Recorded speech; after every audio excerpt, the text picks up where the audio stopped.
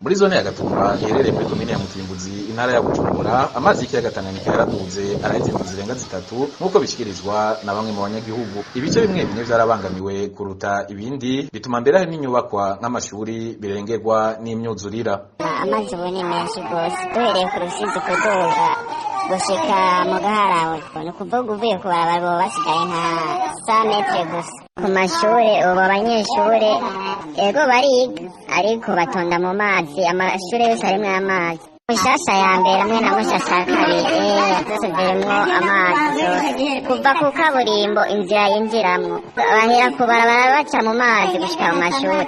Ahandi ayo mazi ya Tanganyika amaze konona ibintu ni muri quartier ya Ruziba iherereye mu gisagara ca Bujumbura, aho mu bikorwa vyari bisanzwe bikorerwa ku nkengera z'ico kiyaga ariho ivyakozweko. Ndakwiriye mu Ruziba mu karere kacu amazi y'ikiyaga Tanganyika aramaze kuduga vyahungabanije cane ni ibirya vy'imyeha y'abarovyi, ibindi bintu bimaze konona niragira amasanga bubatse abantu ibirya vy'ububare babubatse ku mazi, ivyo bindi bimaze guhungabana. Mu ntara ya Rumonge ayo mazi yari yaduze akonona akongera akabangamira bimwe mu bikorwa bibera hafi y'ikiyaga Tanganyika nk'ibibera ku kivuko caho mu Rumonge be n'imirima y'abanyagihugu. Muri kino gihe abanyagihugu batinya cane ko ari nka hamwe imvura yogwa ari nyinshi hokononekara ibitari bike. Acagera andi mugana wone imvura niyagomba azoguma doga ariko ntarasubira kudoga aracari hahandi.